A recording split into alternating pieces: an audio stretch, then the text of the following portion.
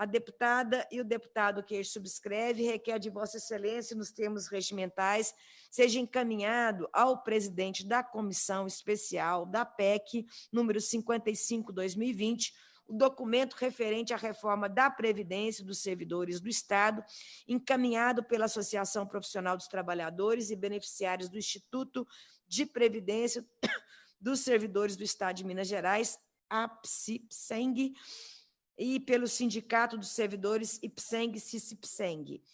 Deputado Celindo Sintrocel e deputada Marília Campos.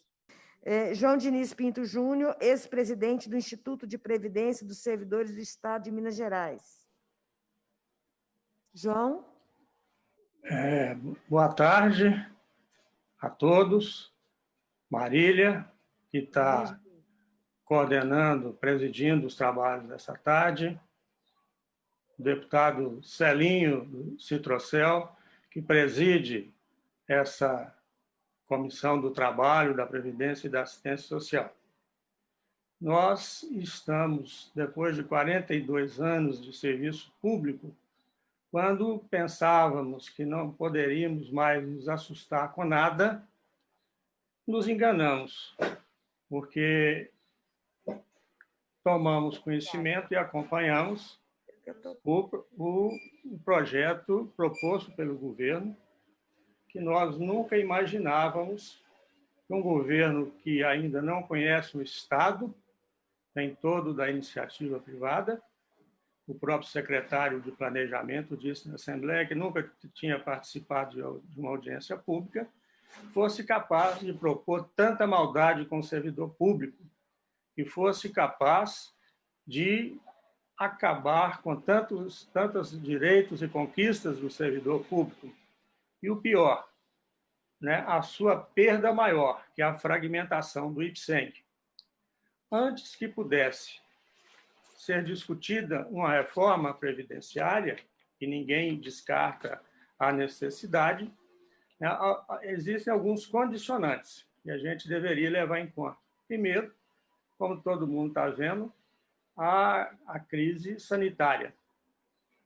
Segundo, né, a participação dos servidores, que não foi permitida na construção desse projeto, né?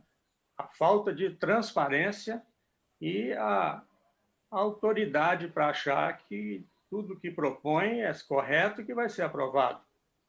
Nós não encontramos um cálculo atuarial que embasasse esse projeto. Encontramos um parecer que tenta justificar que 13 a 19 é a mesma coisa que 14%. Não tem um cálculo atuarial que identifique as reservas de benefícios concedidos a conceder, levando em conta o universo de servidores públicos, né, do sexo masculino, feminino, salário, quantidade, né? Isso não existe. Então, não tem como falar de previdência sem que haja um cálculo atuarial.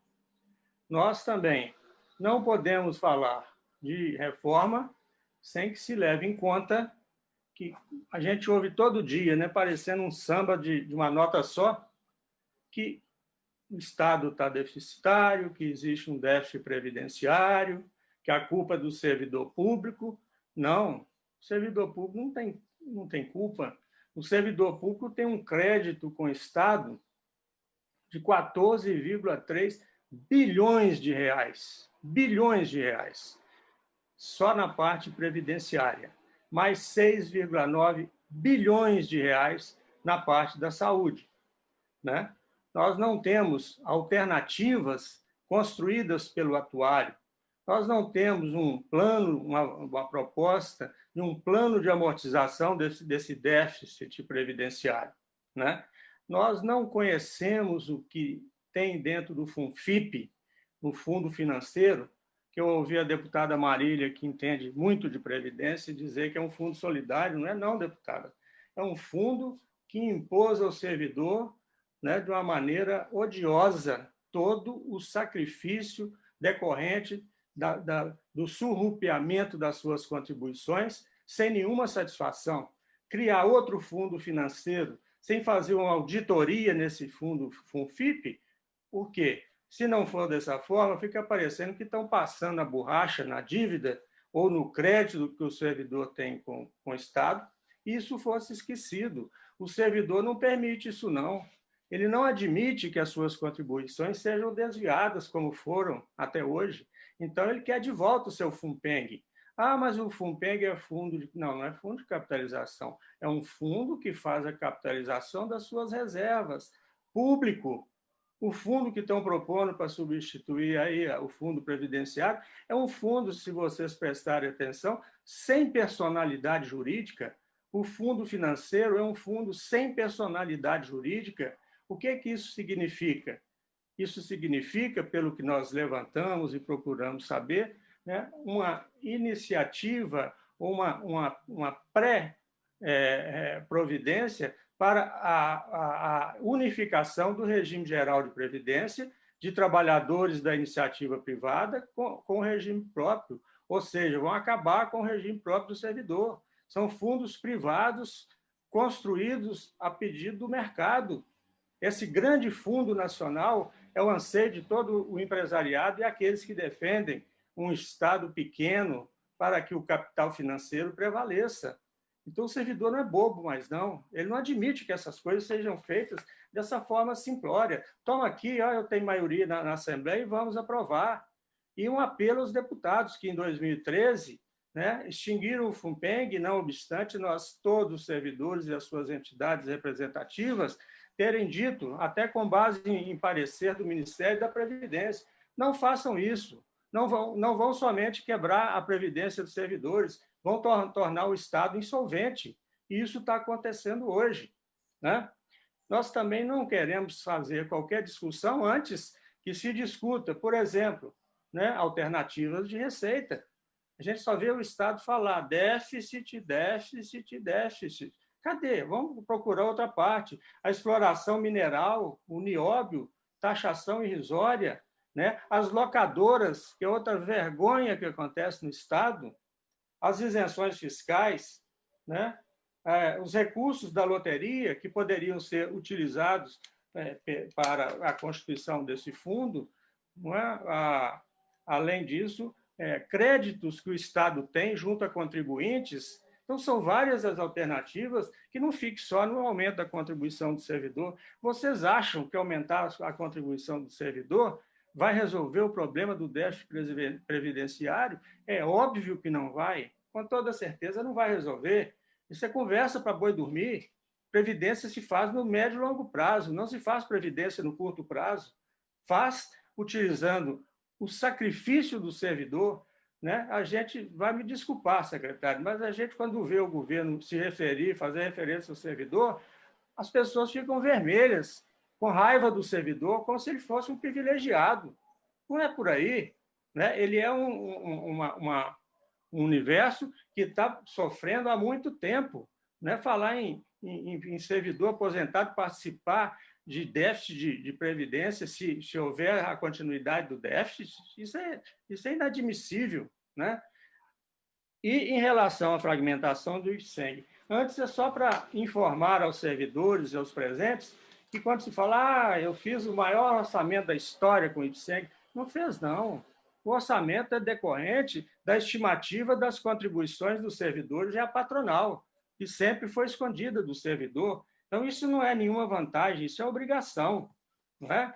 Que repassou 100%, é obrigação repassar. Aliás, o IPSENG é uma autarquia. Os recursos deveriam ir diretamente. Foi aprovada uma lei nessa Assembleia recente, no ano passado, né, criando a autonomia financeira e administrativa do IPSENG. Só que o seu presidente, né, não toma providência para que isso na prática ocorra. Dizer que o IPSENG está bem. Não está, não. O IPSENG é superavitário. É superavitário porque ele tem um déficit enorme com o servidor público. Pergunta para o servidor do interior se ele está bem atendido.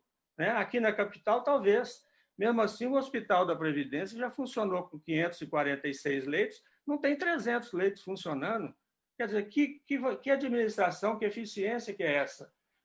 Nós temos a maior rede de credenciados da história. Não é verdade. O IPSENG tinha, em 2002, 9.300 credenciados. 3.500 médicos, 2.800 dentistas, 200 hospitais, né? Aonde que está o maior da história? Não tem maior da história. Tem pode ser uma pequena recuperação. E quando se fala por que o IPSENG é Seguridade Social do Servidor? Porque a Constituição de 88, pela primeira vez, definiu, né, previdência como segurança previdenciária, de saúde como um direito social e assistência social como coadjuvante à prática médica, hospitalar e odontológica. E é isso que o IPSENG contempla na sua missão institucional. Então, quando você fala em separar, primeiro, não há como você falar de previdência, de você não falar do caráter compensatório entre previdência e saúde, entre previdência e saúde e assistência social. Por quê? Se você vai conceder uma aposentadoria por invalidez, por exemplo, depende de uma perícia médica. Se você vai conceder uma pensão, isso também requer um parecer médico. Se você tem na saúde o médico prescrevendo uma receita e o servidor não tendo dinheiro para comprar o medicamento, ele vai ficar sem a sua assistência social, que entraria nessa hora. No projeto do governo nem se fala em assistência social. Aliás, há muito tempo não se fala em assistência social, né? Essa que é a verdade. Então, essa assistência social é fundamental, principalmente para a classe de servidores com menores salários. Então, você fragmenta o IPSENG, você vai quebrar, né, essa seguridade social com graves prejuízos para os servidores. O servidor quer que a sua dívida, que o seu crédito com o Estado seja auditado, ele não abre mão, porque o Estado pode falar, não devo 14 bilhões. Então tá, vamos ver se deve ou se não deve. Vamos contratar uma auditoria independente para fazer esse trabalho, porque é uma judiação. Trazer um projeto de reforma, criar essa MGPrev, com mais esses dois fundos, sem personalidade jurídica, o que é mais grave, né? E deixar aqui nas mãos de quem a gente nem sabe o quem é. Né? Os fundos que existiam no IPSENG, eles eram o seu conselho de administração e o seu conselho fiscal tinha participação paritária, governo e servidores públicos. Então, o IPSENG fragmentado deixa de ser o maior salário indireto do servidor público, né, para se transformar numa organização social, com toda certeza. O próximo passo dessa fragmentação, falando que a saúde, né, a saúde do servidor vai ficar bem, não vai, não. Organização social significa, né, aumento de contribuição, seletividade no atendimento, nepotismo, desvio de recursos, como nós estamos só um minuto, por favor, deputado. Como nós estamos todo dia, né, assistindo na televisão todas as irregularidades cometidas por essas organizações sociais, que na Inglaterra foram tantas, né, as chamadas Quengos, que existiam em determinada época até para cuidar dos cães da guarda da rainha. E nós não queremos isso para o servidor. Nós queremos um servidor público consciente, né, valorizado, num Estado que não seja mínimo, né, que tenha a sua responsabilidade pública, que seja indutor de políticas públicas, principalmente para aquelas pessoas excluídas. E os servidores públicos hoje são considerados pessoas excluídas e não detentoras de privilégios.